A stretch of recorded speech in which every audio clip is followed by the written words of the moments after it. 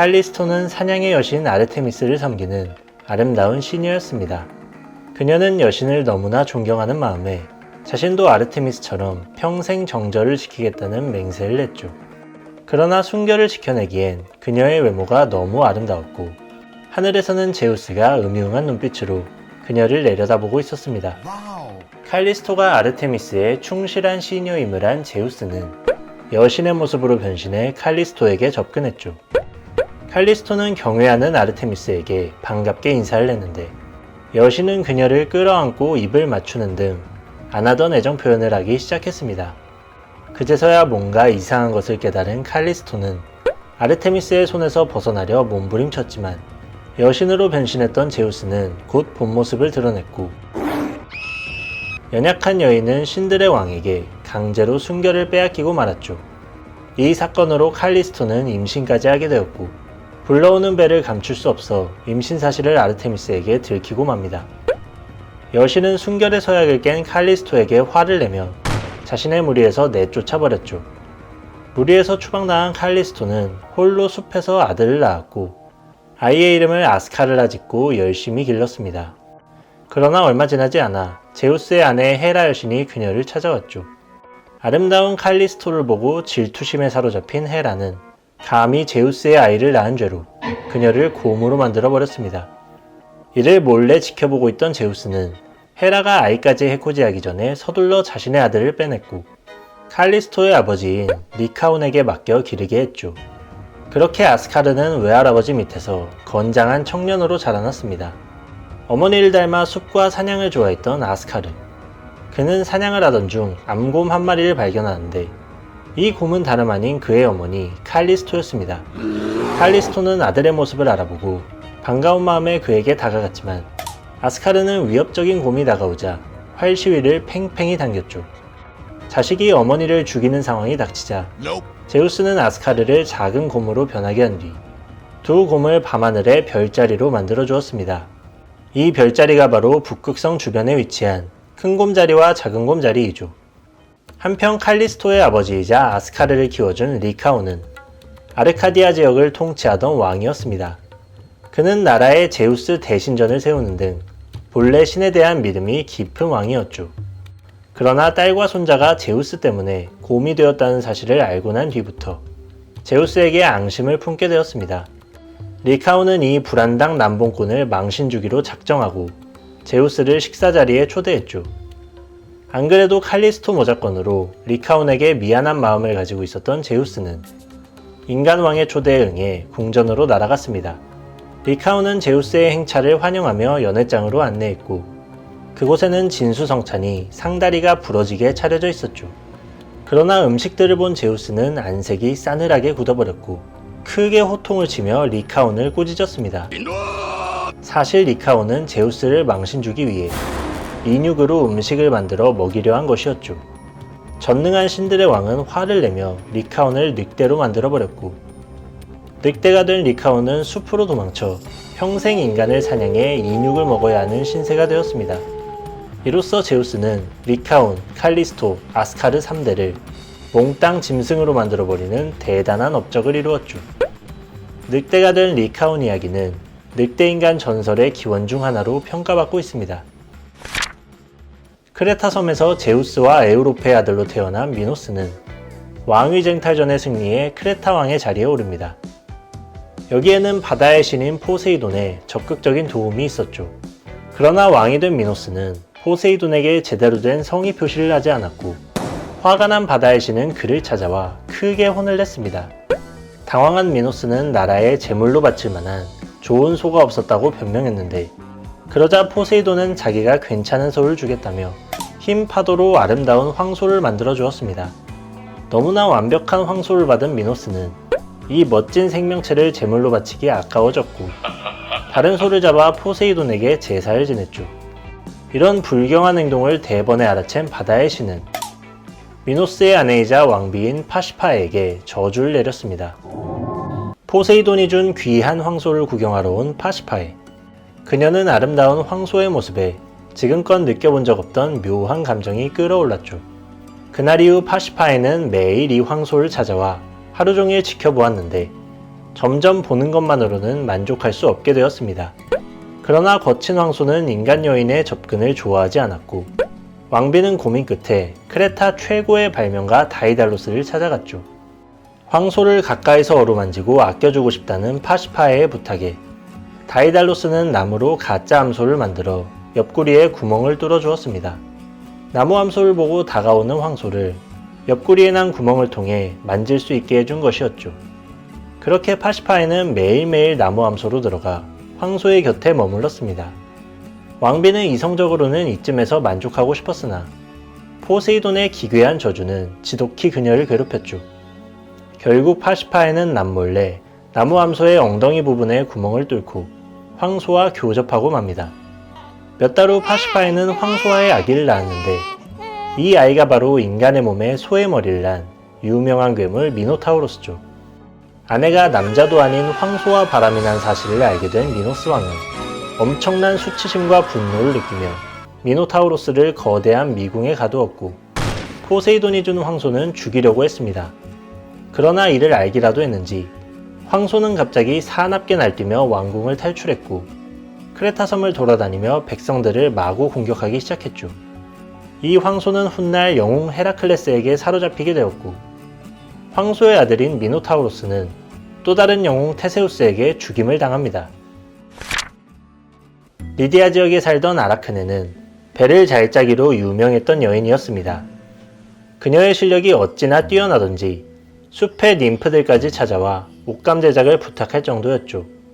아라크네의 명성은 점점 높아졌고 그녀의 솜씨가 배 짜는 여인들의 수호신인 아테나 여신에 필적한다는 말까지 나오게 되었습니다. 이런 찬사에 아라크네는 겸손해하지 않았고 오히려 자신의 솜씨가 여신을 능가한다며 우쭐대기 시작했죠. 그녀의 교만함을 전해들은 아테나는 화가 났지만 철없는 어린 여인에게 기회를 주고자 노파로 변신해 아라크네를 찾아갔습니다. 노파는 지금이라도 여신에게 용서를 빌라고 권유했지만 아라크네는 당장이라도 여신과 배짜기 승부를 할 자신이 있다며 큰 소리를 쳤죠. 결국 아테나는 위험 있는 본 모습을 드러냈고 이 맹랑한 인간 여인의 도전을 받아들이겠다 말했습니다. 이쯤 되면 당장 무릎을 꿇고 용서를 빌어야 했으나 호승심에 홀렸는지 아라크네는 꼿꼿한 태도를 유지했죠.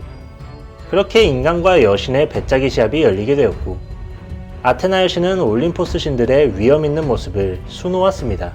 반면 아라크네는 소로 변신해 에우로페를 유혹하는 제우스의 모습 등 신들의 부도덕하고 우스꽝스러운 면모를 조롱하듯 수놓았죠. 이를 본 아테나 여신은 크게 분노해 아라크네의 작품을 갈기갈기 찢어버리고 배틀의 북으로 그녀를 흠씬 두들겨 패버렸습니다. 분명히 자신의 작품이 더 뛰어나다 생각했건만 모진 매질을 당한 아라크네는 분노와 수치심을 참지 못했고 결국 목을 매 자결하고 맙니다. 막상 또 일이 이렇게 되자 동정심이 든 아테나는 죽은 아라크네에게 마법의 액즙을 뿌려 거미로 다시 태어나게 해주었죠. 이렇게 최초의 거미가 된 아라크네와 그녀의 자손들은 평생 씨를 자으며 살게 되었습니다. 태양과 의술, 예언의 신 아폴로는 트로이의 공주 카산드라의 미모에 반해 끝없이 구애했습니다. 그러나 카산드라는 인간 남자와의 사랑을 원했고 신의 일회용 놀이기가 되는 것을 달가워하지 않았죠. 아폴로는 온갖 선물을 주며 카산드라의 마음을 돌리려 했지만 공주의 마음은 요지부동이었습니다. 이에 아폴로는 마지막 배팅으로 그녀에게 백발백중의 예언 능력을 선물했죠. 카산드라는 이 능력은 감사히 받았지만 끝내 아폴론의 마음만은 거절했습니다. 태양신은 분노와 좌절감을 간신히 억누르고 포기하겠으니 작별의 입맞춤이나 해달라 청했죠. 신의 뒤끝을 걱정했던 카산드라는 안도하며 그 부탁을 받아들였는데 입을 맞추던 아폴로는 카산드라의 혀에서 설득력을 쏠랑 빼내버렸습니다. 끝내 자신의 사랑을 거부한 여인에게 주는 잔인한 복수였죠. 이로 인해 카산드라의 예언은 정확하지만 설득력이 전혀 없어 아무도 믿지 못하게 되었습니다. 카산드라는 이후 동생 파리스를 죽여야 트로이가 무사하다는 예언을 했지만 받아들여지지 않았고 파리스가 스파르타의 사자로 가게 되자 그를 보내면 트로이에 엄청난 재앙이 올 것이라 말렸지만 역시 또 무시당합니다. 결국 사자로 갔던 파리스는 스파르타의 여왕 헬레네를 납치해왔고 이를 기폭제로 트로이와 그리스 연합군 사이에 10년에 걸친 대전쟁이 벌어지죠. 카산드라는 전쟁 막바지에 그 유명한 트로이 목마가 그리스 연합군의 계략임을 알렸지만 이 또한 수용되지 않으며 트로이 성은 그리스군에게 함락당하게 됩니다. 그리스군이 성을 점령하자 카산드라는 아테나 신전으로 도망쳐 신성한 여신의 조각상에 매달려 있었죠. 그러나 그리스의 아이아스라는 장수가 쳐들어와 카산드라를 끌어내리고 신전의 재단에서 그녀를 겁탈하고 맙니다. 감히 신전에서 이런 죄를 저지른 아이아스는 아테나 여신의 분노를 샀고 귀국길에 여신이 보낸 폭풍우를 만나 익사하고 말죠. 한편 포로로 잡힌 카산드라는 그리스 연합군의 총사령관이자 미케네의 왕인 아가멤논의 눈에 들어 그의 첩이 되었습니다. 아가멤논은 귀국길에 올라 오랜 항해 끝에 고향 미케네로 도착했는데 카산드라는 그에게 마지막 예언을 들려주었죠.